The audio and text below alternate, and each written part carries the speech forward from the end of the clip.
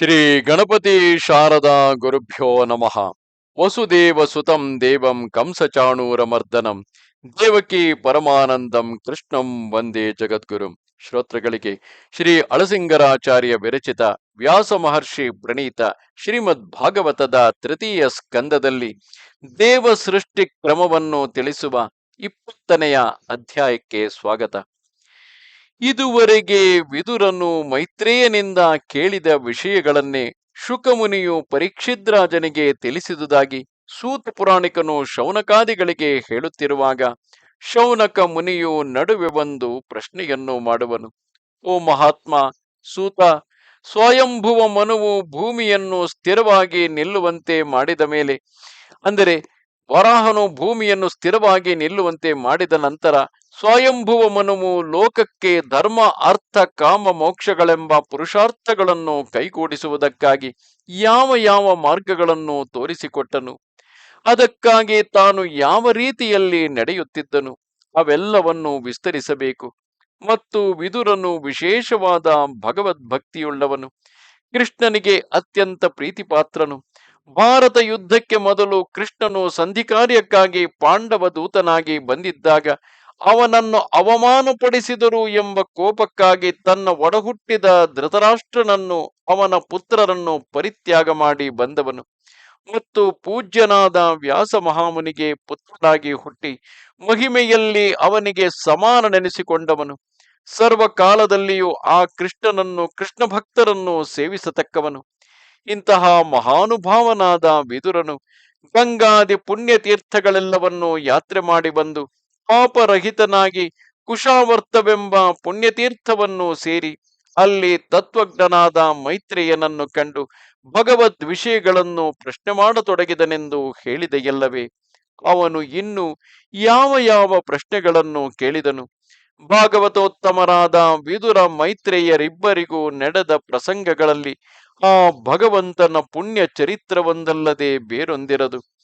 ಭಗವಂತನ ಪಾದಾಗ್ರದಿಂದ ಹೊರಟ ಗಂಗಾ ಜಲದಂತೆ ಅವನ ಮುಖದಿಂದ ಹೊರಟ ಒಂದೊಂದು ವಿಷಯವು ಲೋಕಪಾವನವಾಗಿರುವುದರಲ್ಲಿ ಸಂದೇಹವಿಲ್ಲ.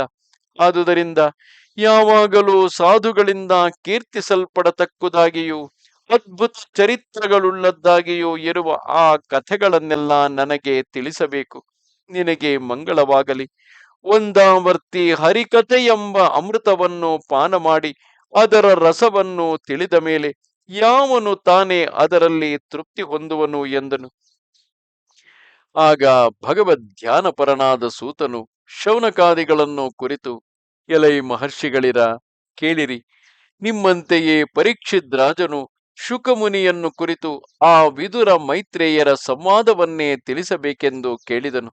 ಶುಕಮುನಿಯು ಅದೇ ವಿಷಯವನ್ನು ವಿವರಿಸಿ ತಿಳಿಸಿರುವನು. ಅದನ್ನೇ ನಿಮಗೂ ಹೇಳುವೆನು. ಶ್ರೀ ಮಹಾವಿಷ್ಣುವು ವರಾಹಾವತಾರವನ್ನೆತ್ತಿ ರಸಾತಲದಿಂದ ಭೂಮಿಯನ್ನು ಉದ್ಧರಿಸಿ ಹಿರಣ್ಯಾಕ್ಷನನ್ನು ಕೊಂದು ನಿಜಲೋಕವನ್ನು ಸೇರಿದನೆಂಬ ಕಥೆಯನ್ನು ಕೇಳಿ ವಿದುರನು ಸಂತೋಷಭರಿತನಾದನಷ್ಟೇ. ಅವನು ತಿರುಗಿ ಮೈತ್ರೇಯನನ್ನು ಕುರಿತು ಹೀಗೆಂದು ಪ್ರಶ್ನೆ ಮಾಡುವನು.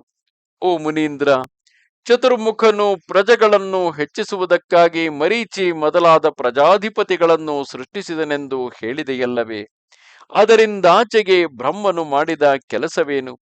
ನೀನು ಇಂದ್ರಿಯಗಳಿಗೆ ಗೋಚರಿಸದ ವಿಷಯಗಳನ್ನು ತಿಳಿದುಕೊಳ್ಳತಕ್ಕ ಜ್ಞಾನದೃಷ್ಟಿಯುಳ್ಳವನಾದುದರಿಂದ ಅವೆಲ್ಲವನ್ನು ಯಥಾಸ್ಥಿತವಾಗಿ ನನಗೆ ತಿಳಿಸಬೇಕು. ಮರೀಚಿ ಮೊದಲಾದ ಮಹರ್ಷಿಗಳು ಸ್ವಯಂಭುವ ಮನುವು ಹುಟ್ಟಿದ ಮೇಲೆ ಅವರಿಂದ ಪ್ರಜಾವೃದ್ಧಿಯಾದುದು ಹೇಗೆ? ಅವರು ತಮ್ಮ ತಮ್ಮ ಪತ್ನಿಯರ ಮೂಲಕವಾಗಿ ಸೃಷ್ಟಿಸಿದರೆ, ಅಥವಾ ಈ ಸೃಷ್ಟಿ ಕಾರ್ಯದಲ್ಲಿ ಬೇರೊಬ್ಬರ ಅಪೇಕ್ಷೆಯಿಲ್ಲದೆ ತಾವು ತಾವೇ ಸ್ವತಂತ್ರವಾಗಿ ಸೃಷ್ಟಿಸಿದರೆ, ಅಥವಾ ತಮ್ಮಲ್ಲಿಯೇ ಒಬ್ಬರಿಗೊಬ್ಬರು ಸಹಾಯಕರಾಗಿ ಪ್ರಜಾಸೃಷ್ಟಿಯನ್ನು ನಡೆಸಿದರೆ ಇದರ ನಿಜಸ್ಥಿತಿಯನ್ನು ತಿಳಿಸಬೇಕು ಎಂದನು. ಅದಕ್ಕೆ ಆ ಮೈತ್ರೇಯನು, ವಿದುರ, ಮಹತ್ತು ಮೊದಲಾದ ತತ್ವಗಳ ಸೃಷ್ಟಿಕ್ರಮವನ್ನು ನಾನು ಮೊದಲೇ ನಿನಗೆ ತಿಳಿಸಿರುವೆನಾದರೂ ಮತ್ತೊಮ್ಮೆ ಸಂಗ್ರಹಿಸಿ ಹೇಳುವೆನು ಕೇಳು. ಎಣೆಯಿಲ್ಲದ ಮಹಾಮಹಿಮೆಯುಳ್ಳ ಸರ್ವೇಶ್ವರನು ಕಾಲದಿಂದ ಎಚ್ಚರಗೊಂಡು ಸೃಷ್ಟಿ ಕಾರ್ಯಕ್ಕೆ ಸಂಕಲ್ಪಿಸಿದೊಡನೆ ಅವನಿಗೆ ಶರೀರವಾಗಿದ್ದ ಪ್ರಕೃತಿಯಿಂದ ಮಹತ್ತೆಂಬ ತತ್ವವು ಹುಟ್ಟಿತು.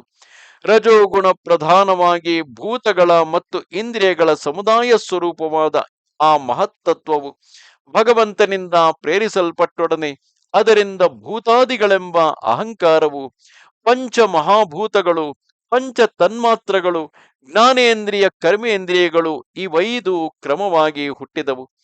ಆಕಾಶವೇ ಮೊದಲಾದ ಈ ಪಂಚಭೂತಗಳು ಪರಸ್ಪರ ಸಂಬಂಧವಿಲ್ಲದೆ ಬೇರೆಯಾಗಿದ್ದಾಗ ಮುಂದೆ ತಮ್ಮಿಂದಾಗಬೇಕಾದ ಅಂಡವನ್ನು ಹುಟ್ಟಿಸುವುದಕ್ಕೆ ಅಸಮರ್ಥಗಳಾಗಿದ್ದವು. ಕೊನೆಗೆ ಭಗವಂತನ ಶಕ್ತಿಯಿಂದ ಅವೆಲ್ಲವೂ ಏಕೀಭವಿಸಿ, ಅಂದರೆ ಪಂಚೀಕರಣವನ್ನು ಹೊಂದಿ ಒಂದು ಸುವರ್ಣಮಯವಾದ ಅಂಡ ರೂಪಕ್ಕೆ ತಿರುಗಿತು. ಈ ಅಂಡವೆಂಬುದು ನಿಶ್ಚೇತನವಾಗಿ ಆವರಣ ಜಲದ ಮಧ್ಯದಲ್ಲಿ ಬಹುಕಾಲದವರೆಗೆ ಮುಳುಗೆದ್ದಿತು. ಅನಿರುದ್ಧ ರೂಪಿಯಾದ ಭಗವಂತನೂ ಜಲಾವೃತವಾದ ಆ ಅಂಡಕೋಶದಲ್ಲಿಯೇ ಸಹಸ್ರ ವತ್ಸರಗಳವರೆಗೆ ಅಡಗಿದ್ದನು. ಹೀಗಿರುವಾಗ ಆ ಅನಿರುದ್ಧನ ನಾಭಿಯಿಂದ ಕೋಟಿ ಸೂರ್ಯ ಪ್ರಕಾಶವುಳ್ಳ ಒಂದು ಕಮಲವು ಮೇಲೆ ಹೊರಟಿತು. ವಿದುರ, ಆ ಕಮಲವೇ ಸಮಸ್ತ ಜೀವರಾಶಿಗಳಿಗೂ ನಿವಾಸ ಸ್ಥಾನವು. ಆ ಕಮಲದಿಂದ ಮೊದಲು ಬ್ರಹ್ಮನು ತಾನಾಗಿಯೇ ಹುಟ್ಟಿದನು.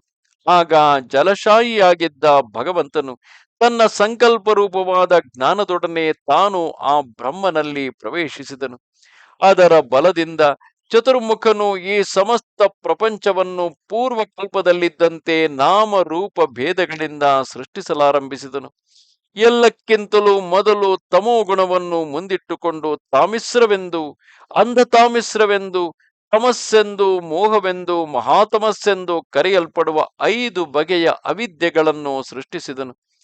ಇವುಗಳನ್ನು ಸೃಷ್ಟಿಸಿದ ಮೇಲೆ ಅಜ್ಞಾನ ಹೇತುವಾದ ಆ ತನ್ನ ಸ್ವಭಾವವನ್ನು ನೋಡಿ ಅವನಿಗೆ ಜಿಹಾಸೆಯು ಹುಟ್ಟಿತು. ಇದರಿಂದ ಬ್ರಹ್ಮನು ತಮೋಮಯವಾದ ತನ್ನ ಶರೀರವನ್ನು ಆಗಲೇ ತ್ಯಜಿಸಿಬಿಟ್ಟನು.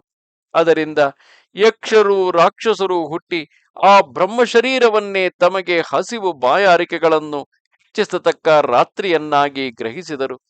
ಮತ್ತು ಅವರೆಲ್ಲರೂ ಹಸಿವು ಬಾಯಾರಿಕೆಗಳಿಂದ ಪೀಡಿತರಾಗಿ ಆ ಚತುರ್ಮುಖ ಶರೀರವನ್ನೇ ಭಕ್ಷಿಸುವುದಕ್ಕೆ ಹೊರಟರು.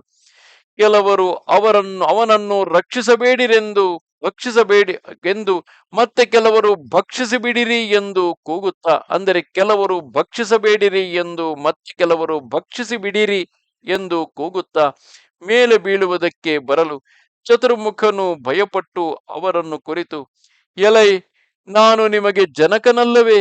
ನನ್ನ ಮಕ್ಕಳಾದ ನೀವೇ ಈ ನನ್ನ ದೇಹವನ್ನು ಭಕ್ಷಿಸುವುದು ಯುಕ್ತವೇ? ನಿಮ್ಮಲ್ಲಿ ಕೆಲವರು ನನ್ನನ್ನು ರಕ್ಷಿಸಬಾರದೆಂದು, ಬೇರೆ ಕೆಲವರು ಭಕ್ಷಿಸಬೇಕೆಂದು ಕೂಗುತ್ತಾ ಬಂದುದರಿಂದ ಕ್ರಮವಾಗಿ ನಿಮಗೆ, ಅಂದರೆ ರಕ್ಷಿಸಬಾರದು ಎಂದು ಹೇಳಿದವರು ರಾಕ್ಷಸರೆಂದು, ಭಕ್ಷಿಸಬೇಕು ಎಂದು ಹೇಳಿದವರು ಯಕ್ಷರೆಂದು ಹೆಸರುಂಟಾಗಲಿ ಎಂದು ಅವರನ್ನು ತಡೆದು ಒಡನೆಯೇ ಆ ತಮಸ್ಸನ್ನು ನಿವಾರಿಸತಕ್ಕ ತೇಜಸ್ಸನ್ನು ಹೊರಡಿಸಿ ಪೂರ್ವಾಭಿಮುಖವಾಗಿ ನಿಂತು ದೇವತೆಗಳನ್ನು ಸೃಷ್ಟಿಸಿದನು.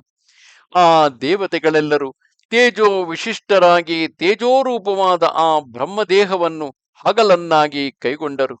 ಆಮೇಲೆ ಬ್ರಹ್ಮನು ತನ್ನ ಜಘನ ಪ್ರದೇಶದಿಂದ ವಿಶೇಷ ಕಾಮ ಸ್ವಭಾವವುಳ್ಳ ಅಸುರರನ್ನು ಸೃಷ್ಟಿಸಿದನು.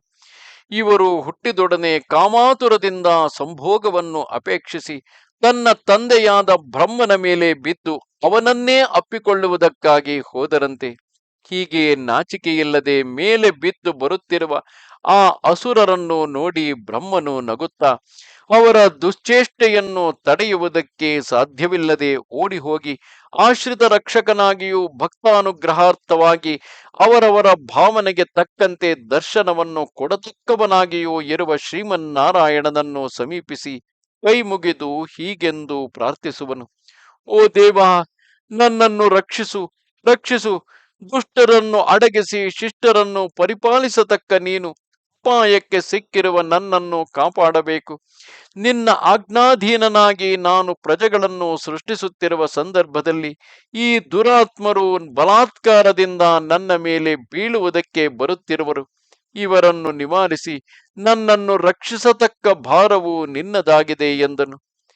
ಆಗ ಶ್ರೀಮನ್ನಾರಾಯಣನು ಬ್ರಹ್ಮನ ದೈನ್ಯವನ್ನು ನೋಡಿ ಕನಿಕರಗೊಂಡು, ಓ ಚತುರ್ಮುಖ, ನೀನು ಕಾಮಪ್ರಚುರವಾದ ಯಾವ ಸ್ವಭಾವದಿಂದ ಇವರನ್ನು ಸೃಷ್ಟಿಸಿದೆಯೋ ಆ ಸ್ವಭಾವವನ್ನು ತ್ಯಜಿಸಿಬಿಡು ಎಂದನು. ಒಡನೆಯೇ ಬ್ರಹ್ಮನು ಅದನ್ನು ತ್ಯಜಿಸಲು ಅದು ಕಾಮೋದ್ರೇಕ ಕಾಲವಾದ ಸಾಯಂ ಸಂಧ್ಯೆಯಾಗಿ ಪರಿಣಮಿಸಿ ಸುಂದರಾಕಾರವುಳ್ಳ ಒಂದು ಸ್ತ್ರೀ ರೂಪದಂತೆ ಕಾಣಿಸಿಕೊಂಡಿತು.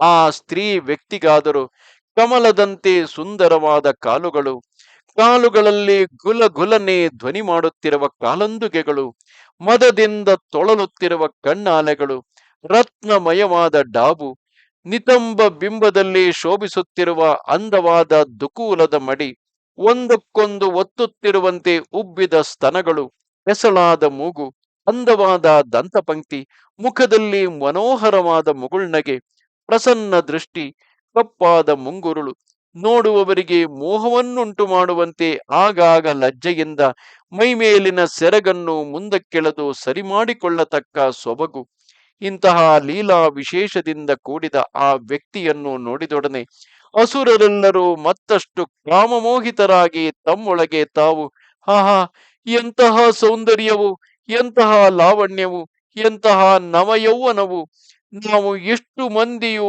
ಕಾಮಿಸಿ ಇವಳಲ್ಲಿ ಅನುರಾಗವನ್ನು ತೋರಿಸುತ್ತಿದ್ದರು, ಈಕೆಯು ನಮ್ಮಲ್ಲಿ ಒಬ್ಬರನ್ನಾದರೂ ವರಿಸದೆ ಸ್ವಲ್ಪ ಮಾತ್ರವೂ ಕಾಮವಿಲ್ಲದವಳಂತೆ ಹೋಗುತ್ತಿರುವಳಲ್ಲ, ಇದೇನಾಶ್ಚರ್ಯವು ಎಂದು ನಾನಾ ವಿಧವಾಗಿ ಚರ್ಚಿಸುತ್ತಾ ಸ್ತ್ರೀ ರೂಪದಿಂದಿದ್ದ ಆ ಸಂಧ್ಯೆಯನ್ನು ಪ್ರೀತಿ ಗೌರವಗಳೊಡನೆ ಹೀಗೆಂದು ಪ್ರಶ್ನೆ ಮಾಡುವರು. ಎಲೆ ಸುಶ್ರೋಣಿ, ನೀನು ಯಾರು? ಯಾರ ಕಡೆಯವಳು? ಯಾವ ಕಾರ್ಯಕ್ಕಾಗಿ ಇಲ್ಲಿಗೆ ಬಂದಿರುವೆ? ನೀನಾದರೂ ಈಗ ನಿನ್ನ ಸೌಂದರ್ಯವೆಂಬ ಅಮೂಲ್ಯವಾದ ವಸ್ತುವನ್ನು ಮಾರಾಟಕ್ಕಾಗಿ ಇಟ್ಟಿರುವಂತಿದೆ. ಆದರೆ ಇದನ್ನು ಕೊಂಡುಕೊಳ್ಳುವಷ್ಟು ಭಾಗ್ಯವನ್ನು ನಾವು ಪಡೆಯಲಿಲ್ಲ. ಹೀಗೆ ಭಾಗ್ಯಹೀನನಾದ ನಮ್ಮನ್ನು ಬಾಧಿಸುತ್ತಿರುವೆಯಲ್ಲ. ನೀನು ದೇವತಾ ಸ್ತ್ರೀಯೋ ಮನುಷ್ಯ ಸ್ತ್ರೀಯೋ ಯಾರೋ ಗೊತ್ತಾಗಲಿಲ್ಲ. ನೀನು ಯಾರಾದರೇನು, ನಮ್ಮ ಭಾಗ್ಯೋದಯದಿಂದ ನಿನ್ನ ದರ್ಶನವು ನಮಗೆ ಲಭಿಸಿತು. ಎಲೆ ನಾರಿಮಣಿ, ಮೇಲೆ ಮೇಲೆ ಪುಟಹಾರುತ್ತಿರುವ ಚೆಂಡನ್ನು ಹೊಡೆಯುವುದಕ್ಕಾಗಿ ಆತುರ ಪಡುತ್ತಿರುವ ಈ ನಿನ್ನ ಪಾದ ಕಮಲವು ನಿಂತಲ್ಲಿ ನಿಲ್ಲದೆ ಚಲಿಸುತ್ತಿರುವುದು. ನೀನು ಕೈಯಿಂದ ಚೆಂಡಾಡುತ್ತಿರುವ ರೀತಿಯಲ್ಲಿ ನಮ್ಮ ಮನಸ್ಸನ್ನು ಚೆಂಡಾಡಿಸುತ್ತಿರುವೆಯಲ್ಲ. ಈ ನಿನ್ನ ಉಬ್ಬಿದ ಸ್ತನಗಳ ಭಾರದಿಂದ ಭಯಪಟ್ಟು ಕಂದಿದಂತೆ ನಿನ್ನ ಮಧ್ಯಭಾಗವು ಬಹಳವಾಗಿ ಕೃಷಿಸಿ ಕಷ್ಟಪಡುತ್ತಿರುವುದು. ನಿನ್ನ ದೃಷ್ಟಿಯು ಗಂಭೀರವಾಗಿ ಪ್ರಸರಿಸುತ್ತಿರುವುದು. ಎಲೆ ಸುಂದರಿ, ಈ ಚೆಂಡಾಟದ ಆತುರದಲ್ಲಿ ಬಿಚ್ಚಿ ಹೋಗಿರುವ ಈ ನಿನ್ನ ತುರುಬನ್ನಾದರೂ ಸರಿಯಾಗಿ ಕಟ್ಟಿಡಬಾರದೆ ಎಂದರು. ಹೀಗೆ ಆ ಅಸುರರೆಲ್ಲರೂ ಕಾಮಾತುರದಿಂದ ಗುಂಪು ಕೂಡಿ ವಿವೇಕವಿಲ್ಲದವರಾಗಿ ಆ ಸಂಜೆಯನ್ನೇ ಒಂದು ಸುಂದರ ಸ್ತ್ರೀಯನ್ನಾಗಿ ತಿಳಿದು ಅವಳನ್ನು ಗ್ರಹಿಸಿದರು. ಆಗ ಬ್ರಹ್ಮನು ತನಗೆ ಬಿಡುಗಡೆಯಾಯಿತೆಂಬ ಸಂತೋಷದಿಂದ ತನ್ನನ್ನೇ ತಾನು ಮೂಸಿ ನೋಡುತ್ತಾ ತನ್ನ ಸೌಂದರ್ಯದಿಂದ ಗಂಧರ್ವರನ್ನು ಅಪ್ಸರಸ್ಸುಗಳನ್ನು ಹುಟ್ಟಿಸಿ ಆ ಸ್ವಭಾವವನ್ನು ಅಷ್ಟರಲ್ಲಿಯೇ ಬಿಟ್ಟನು. ಅದು ಪ್ರಾತಃಸಂಧ್ಯೆ ಎನಿಸಿಕೊಂಡಿತು. ಅದನ್ನು ವಿಶ್ವಾವಸು ಮೊದಲಾದ ಗಂಧರ್ವರು ಅಪ್ಸರಸ್ಸುಗಳು ಗ್ರಹಿಸಿದರು. ಆಮೇಲೆ ಬ್ರಹ್ಮನು ನಿದ್ರಾರೂಪವಾದ ಸ್ವಭಾವವನ್ನು ಹಿಡಿದು ಅದರಿಂದ ಭೂತಗಳನ್ನು ಪಿಶಾಚಿಗಳನ್ನು ಸೃಷ್ಟಿಸಿದನು. ಕೇವಲ ನಿರ್ವಾಣವಾಗಿ ನಿಂತು ತಲೆ ಕೆದರಿಕೊಂಡಿದ್ದ ಇವರನ್ನು ನೋಡಿ ಅಸಹ್ಯಪಟ್ಟು ಕಣ್ಣುಗಳನ್ನು ಮುಚ್ಚಿ ಆ ಸ್ವಭಾವವನ್ನು ಅಷ್ಟಕ್ಕೆ ಬಿಟ್ಟು ಬಿಟ್ಟನು. ಅದನ್ನು ಭೂತ ಪಿಶಾಚಾದಿಗಳು ಕೈಗೊಂಡವು. ಆಕಳಿಕೆ ಮುಂತಾದ ವಿಕಾರಗಳುಳ್ಳ ಈ ಆಲಸ್ಯ ಸ್ವಭಾವದ ಸಂಬಂಧದಿಂದಲೇ ಭೂತಗಳಲ್ಲಿ ನಿದ್ರೆಯು ಉನ್ಮಾದವು ಆಲಸ್ಯವು ಹೆಚ್ಚಾಗಿ ಕಾಣುವುದು. ಆಮೇಲೆ ಬ್ರಹ್ಮನು ತನ್ನ ಬಲವನ್ನು ಮುಂದಿಟ್ಟುಕೊಂಡು ಸಾಧ್ಯರನ್ನು ಪಿತೃದೇವತೆಗಳನ್ನು ಪರೋಕ್ಷದಲ್ಲಿ ಸೃಷ್ಟಿಸಿದನು. ಆ ಸಾಧ್ಯರು ಪಿತೃಗಳು ಬಲರೂಪವಾದ ಆ ಬ್ರಹ್ಮನ ದೇಹವನ್ನೇ ಗ್ರಹಿಸಿದರು. ಇದಕ್ಕಾಗಿಯೇ ರಾಜ್ಯವನ್ನು ಸಂತಾನ ವೃದ್ಧಿಯನ್ನು ಅಪೇಕ್ಷಿಸತಕ್ಕವರು ಕ್ರಮವಾಗಿ ಸಾಧ್ಯರನ್ನು ಪಿತೃದೇವತೆಗಳನ್ನು ಭಜಿಸುವರು. ಆಮೇಲೆ ಬ್ರಹ್ಮನು ತಿರೋಧಾನ ಶಕ್ತಿಯನ್ನು ಅವಲಂಬಿಸಿ ಸಿದ್ಧ ವಿದ್ಯಾಧರರನ್ನು ಸೃಷ್ಟಿಸಿ ಆ ಅದೃಶ್ಯ ಶಕ್ತಿ ಎಂಬ ಅದ್ಭುತ ಸ್ವಭಾವವನ್ನು ಸಿದ್ಧರಿಗೂ ವಿದ್ಯಾಧರರಿಗೂ ಕೊಟ್ಟನು. ಆಮೇಲೆ ಬ್ರಹ್ಮನು ತನ್ನ ಪ್ರತಿಬಿಂಬವನ್ನು ನೋಡುತ್ತಾ ಅದರಿಂದ ಕಿನ್ನರರನ್ನು ಕಿಂಪುರುಷರನ್ನು ಸೃಷ್ಟಿಸಿ ಆ ಪ್ರತಿಬಿಂಬವನ್ನು ಅಷ್ಟಕ್ಕೆ ತ್ಯಜಿಸಿಬಿಟ್ಟನು. ಕಿನ್ನರಾದಿಗಳು ಅದನ್ನು ಗ್ರಹಿಸಿದರು. ಇದರಿಂದ ಕಿನ್ನರರು ಕಿಂಪುರುಷರು ಬಿಂಬ ಪ್ರತಿಬಿಂಬಗಳಂತೆ ಜೊತೆ ಜೊತೆಯಾಗಿಯೇ ಇದ್ದು ಪ್ರತಿದಿನದ ಪ್ರಾತಃ ಕಾಲದಲ್ಲಿಯೂ ಆ ಬ್ರಹ್ಮನನ್ನು ಗಾನ ಮಾಡಿ ಸ್ತುತಿಸುವರು. ಆಮೇಲೆ ಬ್ರಹ್ಮನು ದೇಹವನ್ನು ಉದ್ದಕ್ಕೆ ನೀಡಿ ಮಲಗಿ ತನ್ನ ಸೃಷ್ಟಿಯು ವೃದ್ಧಿಯಾಗದುದಕ್ಕಾಗಿ ಬಹಳವಾಗಿ ಚಿಂತಿಸುತ್ತಿದ್ದು ಸ್ವಲ್ಪ ಹೊತ್ತಿನ ಮೇಲೆ ಆ ಚಿಂತಾ ಸ್ವಭಾವವನ್ನು ಬಿಟ್ಟು ಉಗ್ರವಾದ ಕೋಪವನ್ನು ಹೊಂದಿದನು. ಆಗ ದೇಹದಿಂದುದುರಿದ ಕೂದಲುಗಳೇ ಸರ್ಪಗಳಾಗಿ ಹುಟ್ಟಿದವು. ಓ ವಿದುರ, ಬ್ರಹ್ಮನು ಚಿಂತೆಯಿಂದ ಕೈಕಾಲುಗಳನ್ನು ಒದರುವಾಗ ಆ ವೇಗದಲ್ಲಿ ಹುಟ್ಟಿದುದರಿಂದ ಅವು ಸರ್ಪಗಳೆಂದು, ವೇಗವುಳ್ಳವು ನಾಗಗಳೆಂದು, ಕೋಪಾವಸ್ಥೆಯಲ್ಲಿ ಹುಟ್ಟಿದುದರಿಂದ ಕ್ರೂರ ಸ್ವಭಾವವುಳ್ಳವುಗಳೆಂದು, ಮೈ ನೀಡಿ ಮಲಗಿದ್ದಾಗ ಹುಟ್ಟಿದುದರಿಂದ ಭೋಗಿಗಳೆಂದು, ನೀಡಿದ ಕೊರಳುಳ್ಳವುಗಳೆಂದು ಕರೆಯಲ್ಪಡುವವು. ಅನಂತರದಲ್ಲಿ ಬ್ರಹ್ಮನು ಈ ದೇವಸೃಷ್ಟಿಯಿಂದ ತನ್ನನ್ನು ಕೃತಕೃತ್ಯನನ್ನಾಗಿ ಭಾವಿಸಿ ಮನಸ್ಸಿನಲ್ಲಿ ಒಮ್ಮೆ ನೆಮ್ಮದಿಯಿಂದಿದ್ದಾಗ ಪ್ರಜಾ ಸೃಷ್ಟಿ ಕಾರ್ಯಕ್ಕೆ ಸಮರ್ಥರಾದ ಮನುಗಳನ್ನು ಸೃಷ್ಟಿಸಿ ಅವರಿಗೆ ತಕ್ಕಂತೆ ಪುರುಷಾಕಾರವಾದ ದೇಹವನ್ನೇ ಕೊಟ್ಟನು. ಹೀಗೆ ಬ್ರಹ್ಮನಿಂದ ಪುರುಷಾಕಾರವನ್ನು ಹೊಂದಿದವರೆಲ್ಲರೂ ಆಶ್ಚರ್ಯದಿಂದ ಬ್ರಹ್ಮನ ಬಳಿಗೆ ಬಂದು, ದೇವ, ನೀನು ಮಾಡಿದ ಈ ಪುರುಷಾಕಾರ ಸೃಷ್ಟಿಯೇ ಬಹಳ ಉತ್ತಮವಾದುದು.